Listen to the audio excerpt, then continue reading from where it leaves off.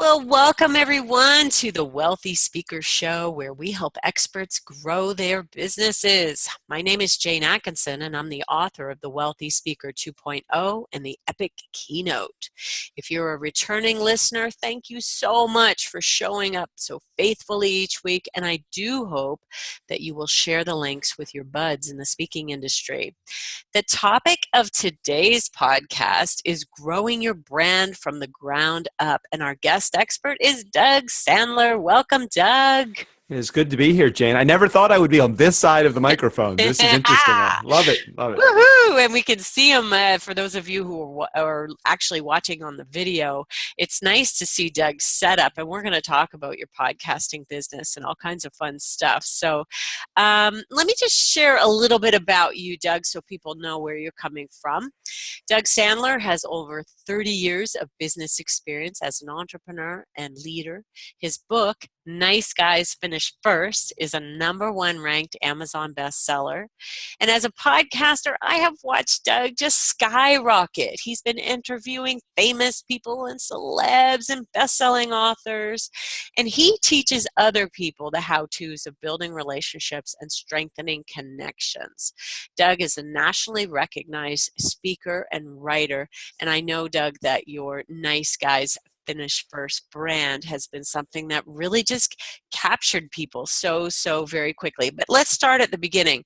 You reinvented, I think this might have been when I first met you, at 47 years old.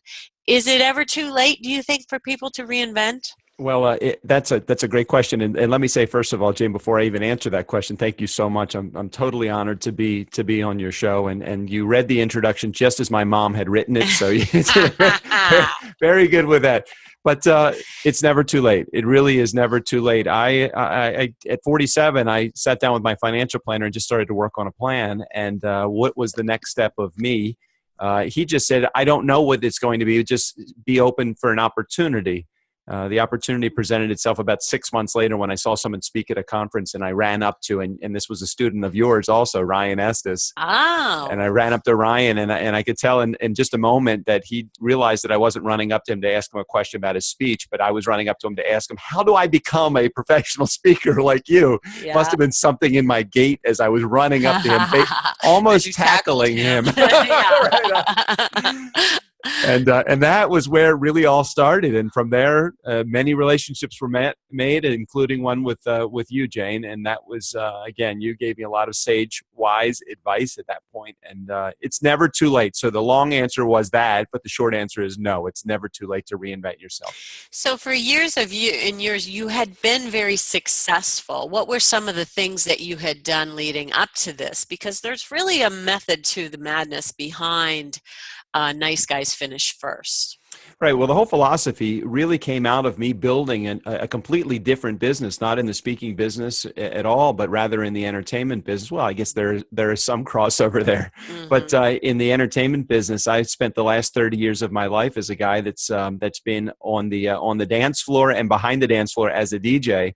But it really wasn't that part of my business that really prepared me. It was all the stuff that I did in building my business, the customer service side, the returning my phone calls, the being on time for appointments, the telling the truth to my clients, even if it meant not getting the business. You know, a lot of things that we need to do no matter what our business is. So those are the things that I had to do in order to prepare for this next step, which is the 47 and beyond, where I am now. And you literally were, just the nicest guy in that business, which I think is why, choosing that particular lane was such a good fit for you. But it wasn't always easy. What was your biggest challenge once you kind of launched into this next chapter? Wow. Yeah. I think that the biggest challenge for me was just getting out of my own way. Oftentimes we have to do that. We have to figure out, okay, what do we want to do in order for us to get beyond where we are? And for me, originally, I built this DJ business, this entertainment business, to probably being a guy that was charging 4 or 5 times what the best guy aside from me in my market was charging. Mm-hmm. Going into the speaking business, we all know sometimes you got to give it away a little bit in the beginning in order to give people a taste of what you have. It's very humbling to start over again. When you go from being the absolute #1 in your market in one world into another world where people don't even know you. And I made an absolute change. I went from an association meeting where I would be, let's say at noon, I would be this guy called DJ Doug, and that guy is known in this DC marketplace in Washington, DC, to literally to my next conference or my next meeting, which was an hour later, with meeting planners, had never heard of this guy, DJ Doug, and that was not my brand in that world, but Doug Sandler, the professional speaker. They didn't know me. So I felt like going from this rock star guy to this nobody, it's so humbling to have to change that hat when you're walking into a meeting and just saying, oh my gosh, okay, I got to keep in mind nobody knows who I am in this business. Wow. And I can imagine that there are other people who have come out of being famous in their own industry for particular things, and you kind of have to retrain everybody on how they view you, even if you're staying with one foot in the old industry. That's a challenge as well. But you did. And how did you keep your confidence going during that kind of fearful time? Because I don't think there's any room in the brain for both fear and confidence. And you obviously plowed through. I watched you and I was amazed at you banged out the book so quickly, and you just did it with such confidence. Well, I think one of your other students, again, the guy that I started with in this and giving me the advice, Ryan, had said, you got to burn the boats. So there wasn't confidence. Confidence wasn't a choice. I said to myself, I have to do this. When you know you have to do something, when you know that you're going from plan A to plan B and you need to make a 180-degree turn. Now, that being said, I certainly have used many of the connections in that world of entertainment to help me in this world too. And they, you're not just starting completely from zero, but the mindset is, if you think about it, is starting completely over again. And you know that you have to build this business. You don't have any option. You're consistent with your actions. You're grateful. You show empathy. You're sympathetic to people. And the other thing was so important about this move was it really made me feel like, look at all the other people that are new in their careers. It made me feel so much more relatable to people that are now just starting their careers. I want to help everybody that I can. Money or not, doesn't matter. I just want to build that network now. Oh, that's nice. And you really, truly are a nice guy. Okay, so walk us through the journey to where you are now in the business. How many years has it been? And what were some of the stages along the way? So March 2013, I sat down with my financial planner. In August of 2013, I met Ryan. So that was, 6 months later or 5 months later. Probably September of that same year, I was introduced to you. You told me that we can do this, but in order to really be a good speaker, you really need to have a book. I don't know if you remember saying that to me, or I think I took some notes. Sounds like something I might say. I took some notes. Probably 2 or 3 months later, I had a meeting with my now friend, Rob Jollis, who helped me put this book together. He basically said to me, in 20 weeks, we're going to have a 200-page book because you have to write 10 pages a week for the next 20 weeks. Wow. And Jane, if you know anything about me from our meetings for that year that we were working together, you told me that I needed to have my homework done so that I could be prepared for my next call with you. And I was not going to show up with Jane Atkinson without having a 100%. I was going to be prepared. If I wasn't prepared, then it was not going to be good. Right. So at the end of that relationship, or at least that phase of that relationship that you and I had, I hired this guy, Rob. And from that, 20 weeks later, I had a book. 6 weeks after that, he helped me shop for a publisher. We found a publisher about, I would say 2 or 3 months beyond that, which was now March of 2015. The book was released.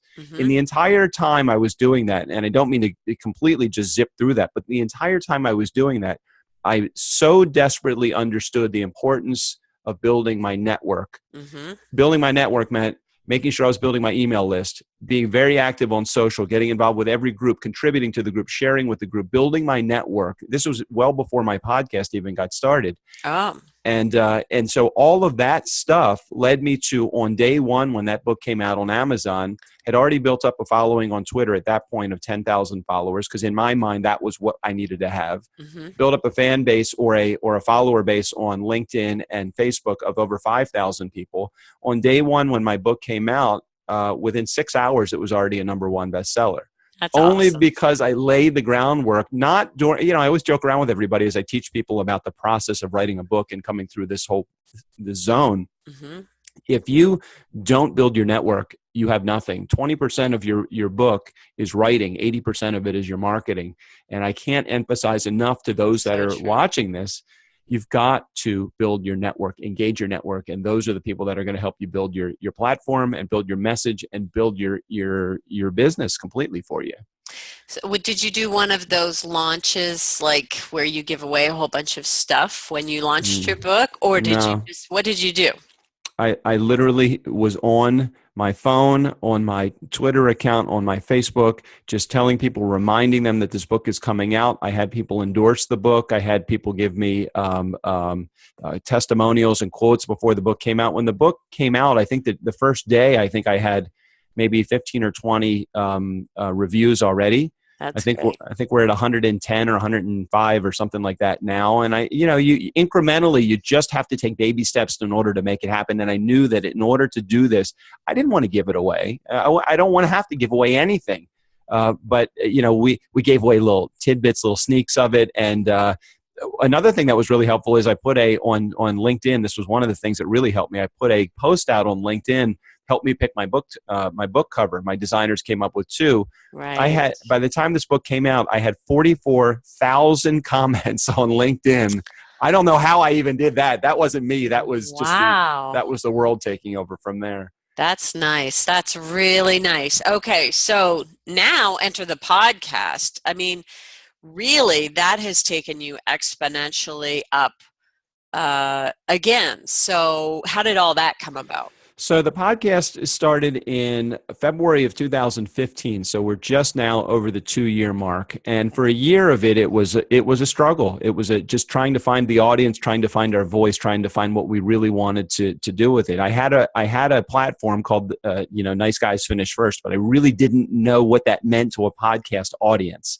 Okay. And I discovered it really just meant being true to yourself when it comes to building your business. It means showing gratitude, empathy, get all the things that I think that a leader should have when they're running a business, but not necessarily. People see that sometimes as a sign of weakness when it comes to running a business. Mm-hmm. So as a podcast host, I wanted to be that genuine, empathetic soul that was looking for other genuine, empathetic souls to come on the show and share their story. And all of a sudden, some relatability came into the world. And so February of 15, we launched the podcast. I said to a friend of mine who is not an independent business guy, but works W-2, but I knew he was a stable guy.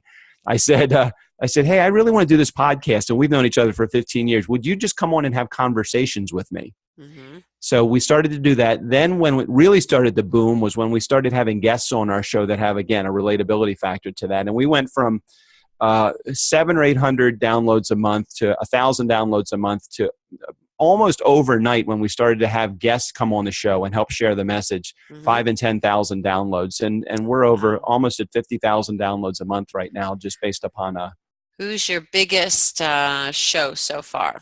You've wow, had that's some great celebs. yeah. I've had some really good celebs.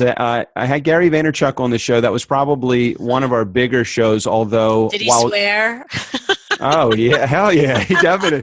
I couldn't decide who tried to push the swearing more, him or me, Oh, that's funny. on the show.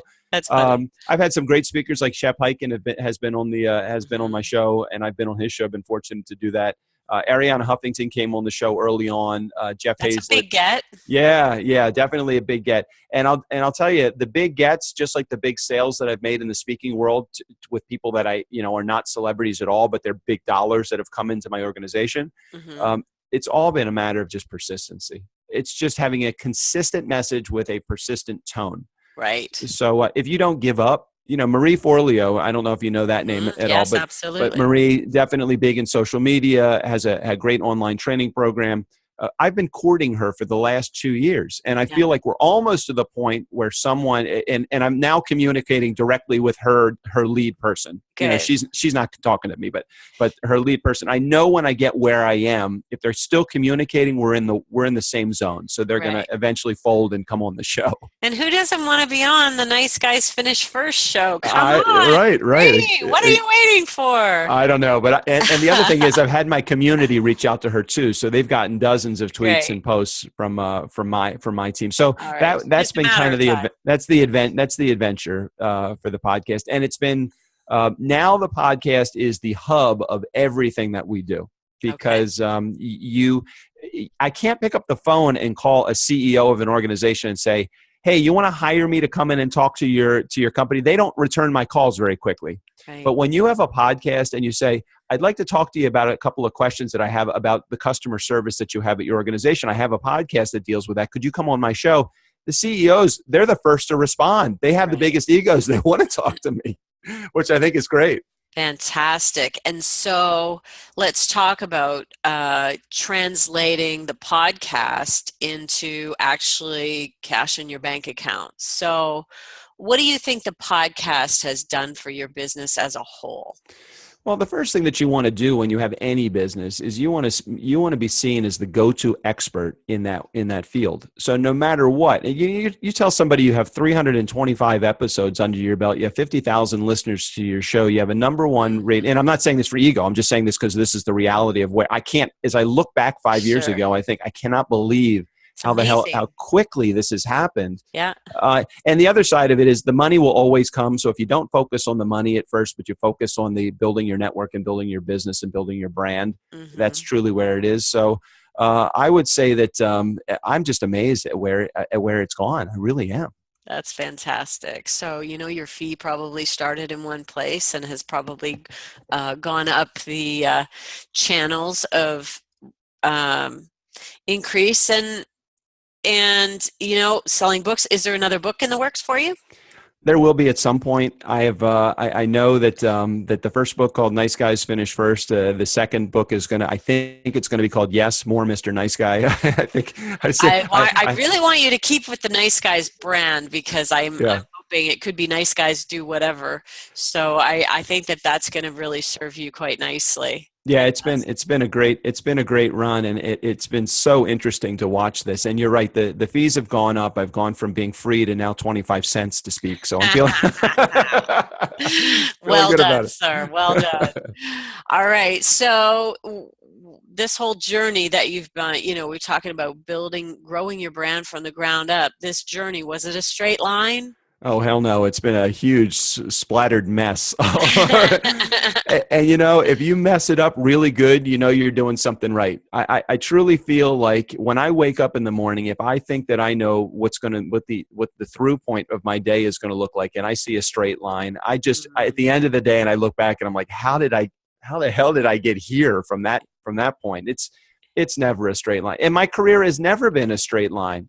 As long as you keep your focus on what your overall goal is, yes, the tactics and the methods that you get there. Jane, if you were to tell me when I was speaking to you initially, 4 years ago or whenever that was, that I was going to be a podcast host and that was going to be the hub of my entire business, I had never even heard a podcast at that point. Who knew? I had no idea. So no, it's not a straight line. It definitely is a splattered mess as you go through. Well, I know a lot of people want to get their podcasts up and running. If people want to get in touch with you, talk about some of the things that you might be able to do to help them. Sure. So if somebody wants to reach out to me, I'm just at doug@dougsandler.com. That's the easiest way to get to me. My methods are manifold. I would love to be able to show people how to put together a podcast. I can white label a podcast where literally it's turnkey, where they could come to me and say, I want a podcast, but I have no idea what I'm going to do and how we're going to do it. I'm able to help them do that. Or I can create the podcast for them and let them be the expert on the show, create a season of podcasts, and then just have them use my interviews with them as their marketing tool. Ooh, I didn't know that you would do the turnkey and the white labeling. That's definitely something that I want to talk to you more about, because I Sure. know that I have some clients that would like to move into it more, and to be able to hand it to somebody else is just a beautiful, beautiful thing. It's a little So, challenging. Podcast, the production side is a little bit confusing in the beginning. I'm not a technical guy, but I've aligned myself with my co-host Strickland, and he is a technical whiz. And between the two of us, between the interview side and the technical side, we can put it together for him, and the art side as well. well, Doug Sandler, nice guys finish first. I want to say thank you so much for providing our wealthy speaker community with amazing ideas today on growing your brand from the ground up. Not only were there a couple of concrete things in there, but it's more about inspiration. You know, maybe there's somebody who's just starting out on their journey, and they can say, okay, well, look, he did it in really not that long a time. So I want to say thank you so much for inspiring our wealthy speaker audience, and for giving them some tips that they can use to catapult their businesses. My pleasure. And Jane, let me just say, and I know that you're short on time with your show, but let me just say that all of this is because someone like you believed in me, Jane. Because you could have just as easily said, yeah, and I'm sure you see this all the time, I just don't think it's going to work. And I probably would have gone with my tail between my legs, saying this isn't going to work. But you Oh, believed in me, and that's all you need in the beginning. It's just somebody just to believe in you, and that's what you really inspired me that way. So it thank was you, Jane. absolutely my pleasure. And with that, we will say, see you soon, wealthy speakers. Bye for now, everyone.